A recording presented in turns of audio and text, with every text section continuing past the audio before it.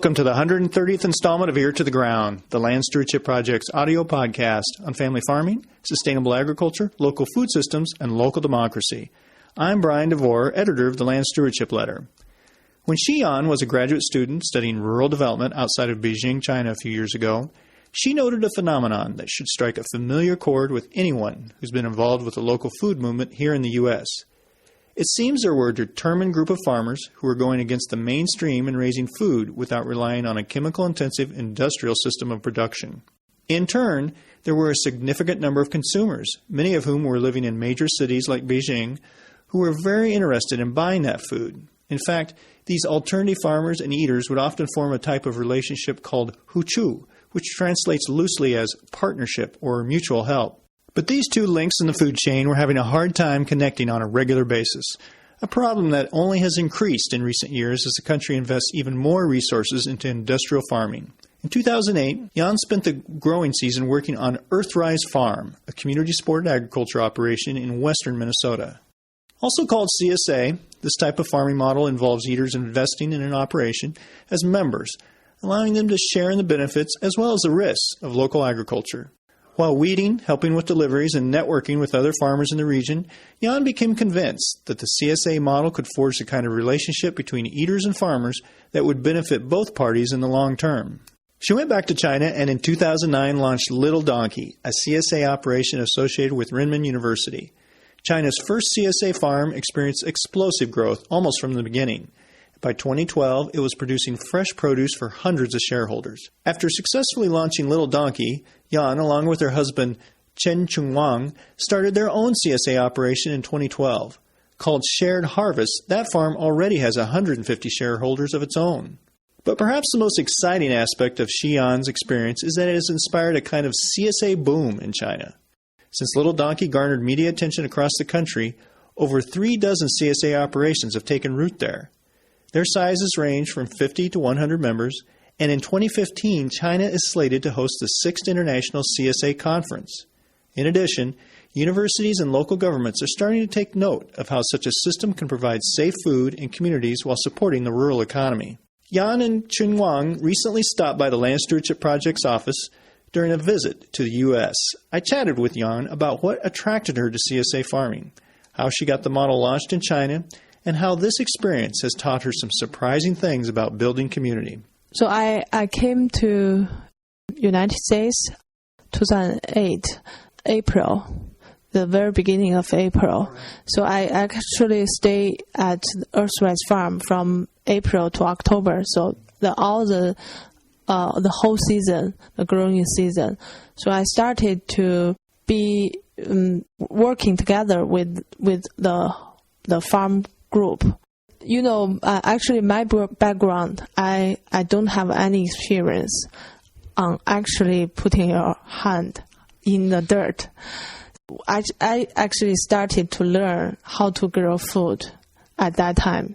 So I learned from Nick and Joan, they are the farm manager of that year, and also Kay and Nat, the director of Earthrise Farm. So it can be very fun for me to learn, you know, you grow the food by yourself and also you cook all the food, which is you grow. That in that part, I think I make more sense to food and soil and human being, the connection. And I guess, you know, it was obvious that at Earthrise Farm, they really focus on the raising of good, naturally raised foods using, you know, good environmental methods and good healthy methods.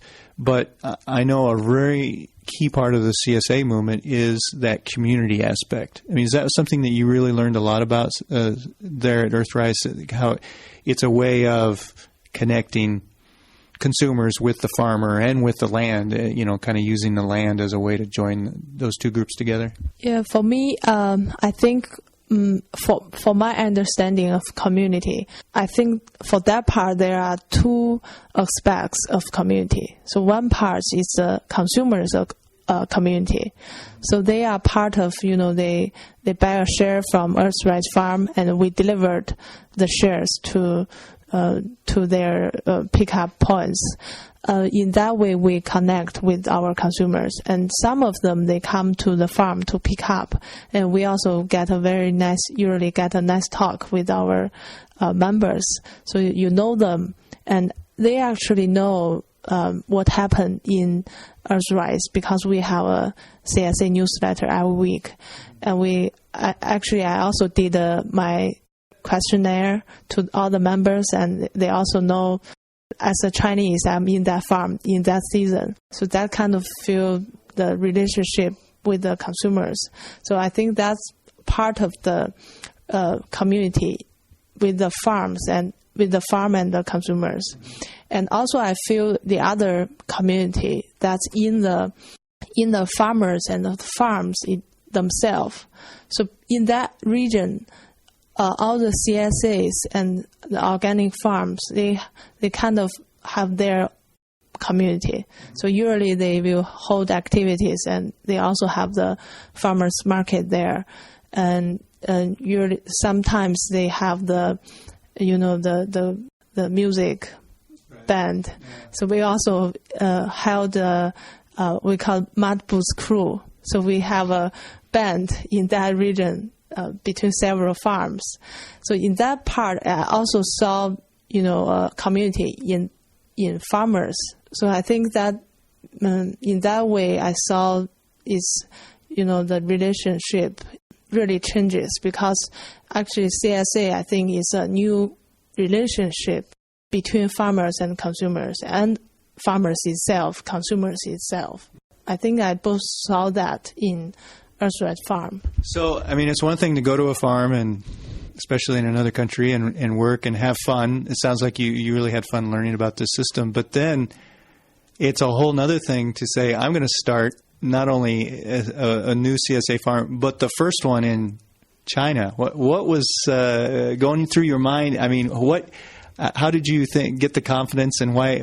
Did you just, when you were at Earthrise, say, I've got to start something like this, or did you think about it for a while? Or talk a little bit about that process of taking that one huge step. Yes. So, for a big part of our farm work is weeding.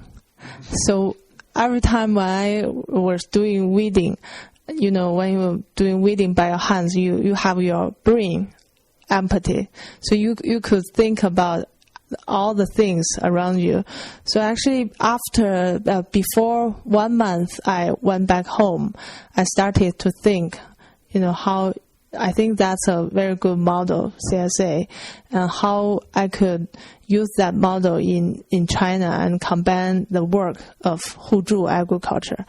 So I think in that way I need to, in China, the agriculture model are very different from here. So how could put this model together with like Chinese farmers' demands and consumers' demands? And also the very important reason is because at that time I still continue my PhD research, because we had a lot of field research.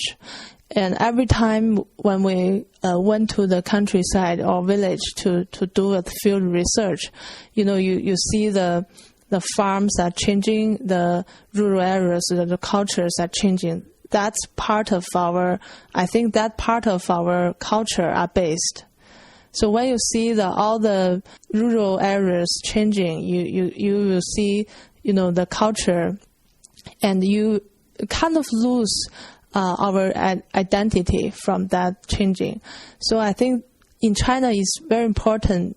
It's not only CSA. CSA would be part of the rural reconstruction movement. So we need to have CSA in part of that movement. Also, I think it's very good for this experience for me, because before I came to Earthrise, I only found, I want to do research about rural issues, but I never think I could, you could live in a village, or you could live like this. You don't know there is a kind of alternative way of living. So I think that's part of more important, because every time we went to do field research and then we come back to university that's in the city. So you kind of have a very, you don't know, because you want a more sustainable life, and that's the part of the culture in the rural areas. But in the city, you kind of very different culture. So I think the time in Earthrise kind of make me, you saw these people, they could live in the rural areas, and they could also make a living by this kind of way of living. I think that's fascinating for me. So at that time, I decided to do CSAs not only because of the food safety reasons, it's also because I want to try a new way of life. So in that way, make up my mind to start the CSA in China. I think I'm kind of lucky because when I come back, our university is building a eco farm. So but at that time they don't have an idea of how to run that farm. So they want to set up a farm that could have people know ecological agriculture, how to practice organic agriculture. So at that time, I applied to my advisor. So he is the Dean of School of Agriculture, Economics and Rural Development. Our department is in charge of that farm. So I talked with my professor and said, how about I tried this CSA model in this new farm to operate and, to market the produce. And he just agreed. So the first step we did is we went to consumers and asked them if there is a kind of model. Would you like to be a member? So we talked with many consumers, and they all very welcome this model. But they kind of have two groups. One group, they want to grow by themselves. So they ask us, could you give me a piece of land so that I could grow by myself? And the other group of people will say, we don't have time to go to your farm and grow by ourselves. Could you just deliver that to us? So at that time, we kind of know that we probably have these two kinds of shares. So one share, or we could call grow your own. Like you could come and work by yourself. Yeah. So we make up our minds to two shares. So one we called grow your own, and you could have 30 square meters of land in the farm, and you should come to work by yourself. But we will provide you. So for the whole year, actually the growing season from April to November, you paid us about $200 from all the growing season. We will provide you all the seeds and tools and organic fertilizer, manure, and you could come to the farm every week to grow. And the other part of deliver shares, so it's just a very classic CSA model here. So they could pay us in front, then we will have the farmers work together, and then we deliver the boxes to their home. And for the first season, we got about 50 shares. So about 20 of them are working shares. We call working shares. So they work by themselves. And the other 30 we delivered. In the next 3 years, it got very popular, even to our surprise. Because I never think people are so interested in the grow your own. The first year is 20, and second year 100, and third year 300, and fourth year 500.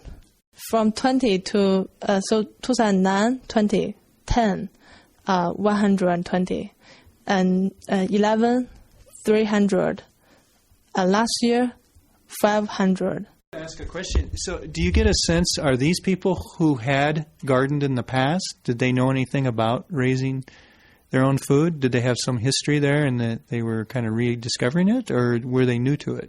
Yeah, they are very interesting because they have different groups. So I think one group of them are the parents.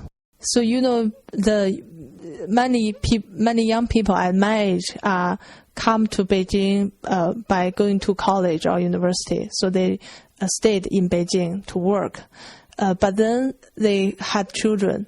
So their parents actually were living in the village, come to Beijing to take care of their grandchildren. So that's a part of Chinese culture. They live together with their children and take care of grandchildren because their children will go to work.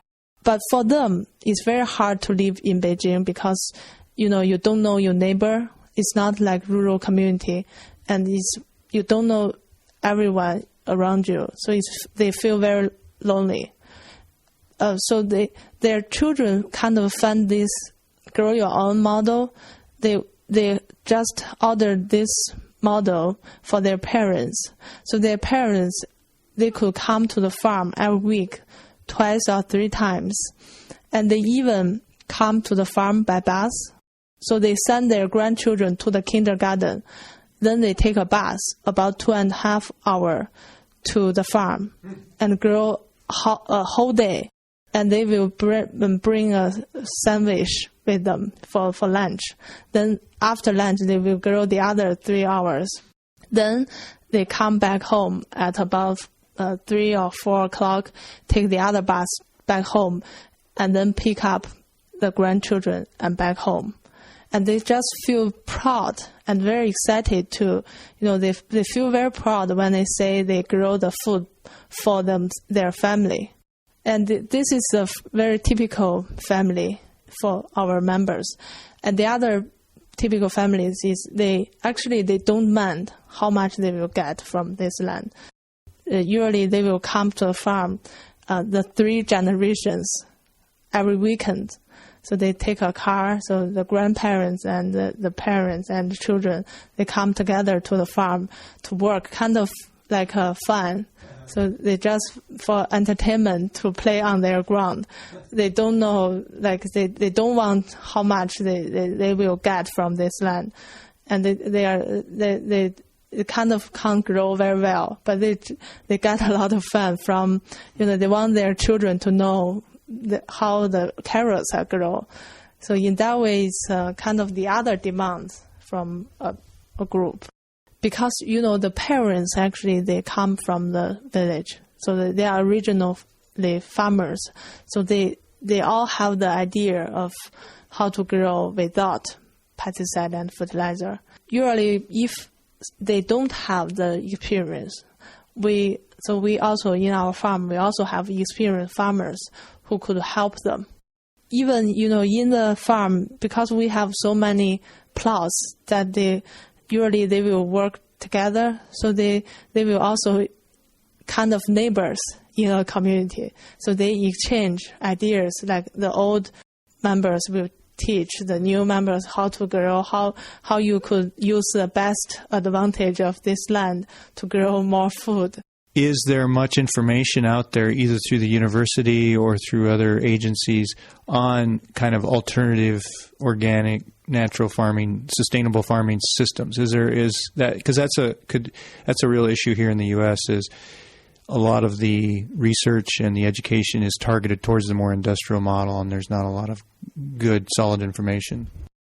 I still remember I finished my doctoral thesis on alternative food networks, especially CSA.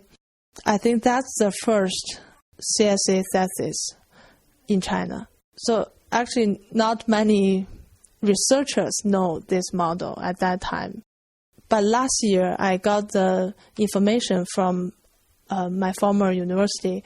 They told me that last year graduates, for the master degree students, there are about 6 students are doing their master thesis about CSA or other alternative markets. So you see that researchers, they are following I think usually when, practice must be the first, and then usually the researchers will follow, then maybe the government will follow.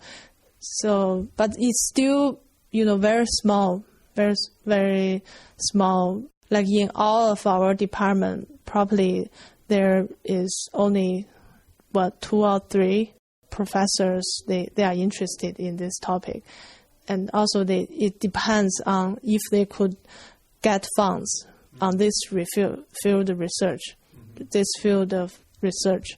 So has there been other CSA farms that have gotten started in the country since 2008, since you guys first launched yours?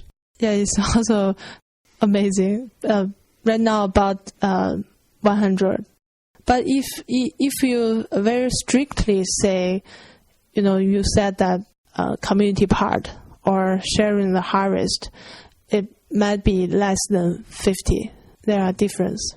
No, I think that they just maybe they still in their area they still have that 互助 agriculture, but then they figure out this model could help them, really link, because the farmers and consumers in that season, you are very committed to each other, so they followed up very fast. Kind of looking back now over the last 4 years and this tremendous growth that you've seen in this idea, either the pure CSA model or a version of that, do you have any thoughts on, is this something that will always remain kind of it's still in the big scheme of things, a very small part of Chinese agriculture.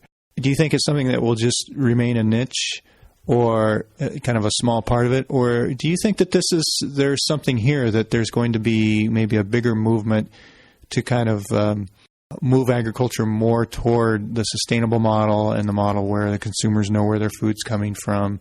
Because of what I said about the transition period of agriculture, I think the problems of food safety will still be retained for several years, because I think the mainstream Chinese agriculture policy is still having their way on the more big-scale farms.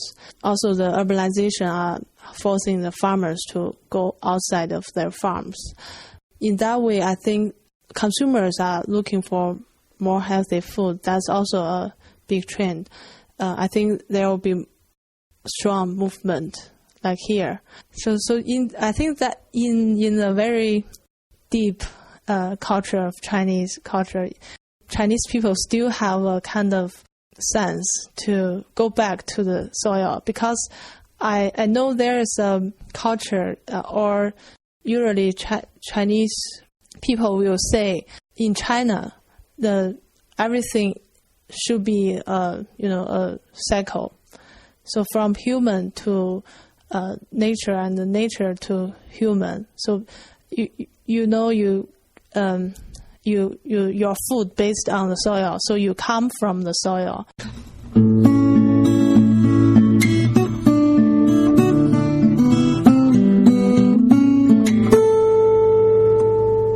For more information on CSA farming in China, see the #1 2013 issue of the Land Stewardship Letter at www.landstewardshipproject.org.